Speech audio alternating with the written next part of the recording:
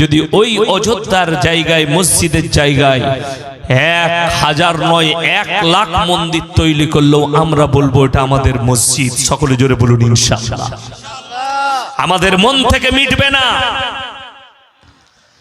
যে মিডিয়াওয়ালে, যতগুলো মিডিয়াওয়ালা বলছো ভারতবর্ষ খুশি আছে, ভারতবর্ষের সনাতন ভাইরা খুশি হতে পারে মুসলমানদের বুকের উপরে পাথর চেপে গেছে। আমরা খুশি নই। কেউ খুশি আছেন? জোরে বলুন না। আমরা কেউ খুশি নই। কেন? বাবরি মসজিদ এমন একটা আঘাত। সুপ্রিম কোর্ট, দিল্লির ভারতের সুপ্রিম কোর্ট বলেছে আমরা রায় দিচ্ছি এখানে কোনো মন্দির ছিল না, মসজিদ ভেঙে মন্দির ভেঙে মসজিদ হয়েছে, এরকম তথ্য আমাদের কাছে কিছুই নেই। তারপরেও বাবরি মসজিদকে শহীদ করা হয়েছে কিসে? নিজের বলবুতের উপরে, শক্তির দ্বারা শক্তি প্রদর্শন দেখিয়ে। আল্লাহর কসম করে বলে যাচ্ছি, যারা আমার বয়ান শুনবেন কালকে ইউটিউবে ফেসবুকে, আর যারা শুনছেন, আমার আল্লাহ ছাড় দেয়, ছেড়ে দেয় না। ছেড়ে আমার আল্লাহ দিবেন না। ফিরাউন বলেছিল আল্লাহ রাব্বুকুমুল আলা, আমার থেকে বড় মাবুদ কেউ নেই, তোরা আমার কাছে চাইবি। আল্লাহ ফিরাউনের নিচুড়ে রস বার করে দিয়েছে। জোরে একবার বলুন সুবহানাল্লাহ। নমরুদ চেয়েছিল ইব্রাহিম নবীকে জ্বালিয়ে দেব আগুনের মধ্যে নিক্ষেপ করে। আল্লাহ আগুনকে হুকুম জারি করলে কুল্লা ইয়া নারুকুনি বারদাও ওয়া সালামান আলা ইব্রাহিম, আমার ইব্রাহিমের একটা পশমকে তুমি জ্বালাতে পারবে না। আল্লাহর কসম, ইব্রাহিম নবীর একটা পশমকে আগুন জ্বালাতে পারেনি। জোরে বলুন না সুবহানাল্লাহ।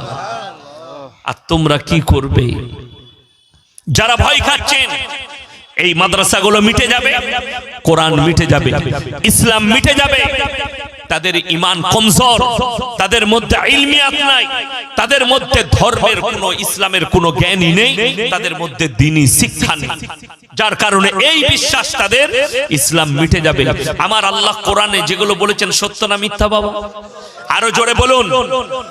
সত্য যদি হয়, আমার আল্লাহর ওয়াদা আছে ফালান তাজিদা লিসুন্নাতিল্লাহি তাবদীলা, কিয়ামত পর্যন্ত আমার কোরআনের বিধানের একটা জের জবরকে পরিবর্তন করার ক্ষমতা পৃথিবীর কোনো শক্তির নাই। জোরে বলুন সুবহানাল্লাহ। শুধু তাই নয়, এই কোরআন যে আপনারা বাড়িতে রেখেছেন, অনেক জনের বাড়িতে আলমারিতে কোরআন আছে না নেই? আছে। মাদ্রাসার আলমারিতে গিয়ে দেখুন কোরআন আছে। কোরআনে যারা মনে করছেন আল্লাহ এই কোরআনের পৃষ্ঠার মধ্যে, কাগজগুলোর মধ্যে আল্লাহ কোরআনকে হিফাজত করেছে, তাদের ভুল বোঝা হয়েছে। আল্লাহ কোরআনে ওয়াদা করেছেন ইন্না নাহনু নাযালনা যিকরা ওয়া ইন্না লাহুল হাফিজুন, আমি আল্লাহ এই কোরআনকে অবতীর্ণ করেছি আর কোরআনের হিফাজতের দায়িত্ব আমি আল্লাহ নিজে নিয়েছি। জোরে বলুন সুবহানাল্লাহ। কোরআন খুলেন, কি করে আল্লাহ হিফাজত করেছে? ভারতে আজকে নয়, 200টা বৎসর রাজত্ব করেছে ইংরেজের বাচ্চারা। করেছে না করেন? করেছে। তারা গোমতী নদীর তীরে গুজরাটে কয়েক লক্ষ কোরআনকে জ্বালিয়েছিল। মুহাদ্দিস আব্দুল আজিজ দেহলভী রহমতুল্লাহ আলাইহি তিনি বললেন, এই ইংরেজের বাচ্চারা, তোমরা যদি মনে করো 10 লাখ কোরআনকে জ্বালিয়ে, 1 লাখ কোরআনকে জ্বালিয়ে, 1 কোটি কোরআনকে জ্বালিয়ে কোরআনকে মিটিয়ে দেবো, তো তোমাদের স্বপ্নটা ভুল। বলে কেন? এই কাগজের মধ্যে আমার আল্লাহ কোরআনকে হিফাজত করেনি।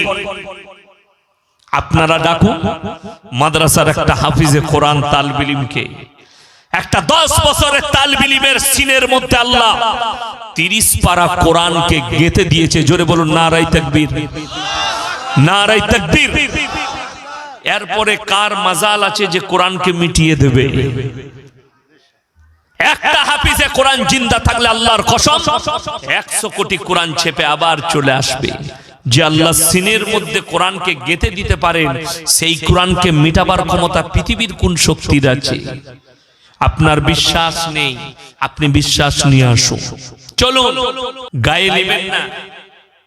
আল্লামা ইকবাল লিখেছেন, ইস ঘর কো আগ লাগি ঘর কি চিরাগ সে। মুসলমান, তোমরা নিজের ঘরে নিজের আগুন ধরিয়েছো। এই ভারতের মাটিতে যতগুলো ইসলামের দুশ্মন আছে, একটাও হিন্দু ঘরে জন্ম লয়নি, সব মুসলিম ঘরে জন্ম নিয়েছে। তসলিমা নাসরিন কাদের ঘরের মেয়ে? মুসলমানের মেয়ে, বাংলাদেশে বাড়ি, জাস্টিস ইনায়েতুল্লাহ, রাসূলের দুশমন, আল্লাহর দুশমন, কোরআনের দুশমন, দাড়ি টুপির দুশমন, মুসলমান ঘরে জন্ম নিয়েছে।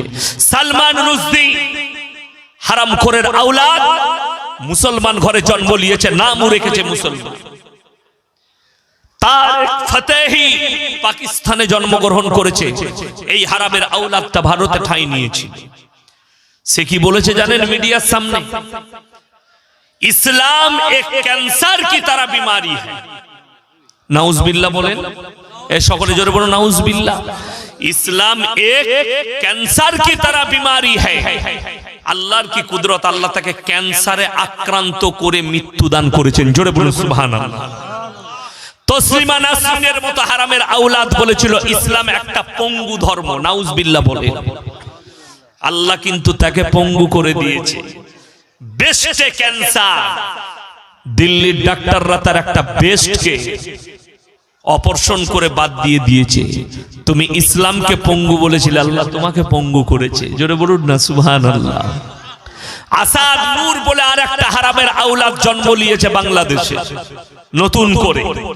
প্রতিনিয়ত রাসূলকে গালি দিচ্ছে, আল্লাহর হাবিবকে গালি দিচ্ছে, কোরআনকে, আল্লাহকে গালি দিচ্ছে।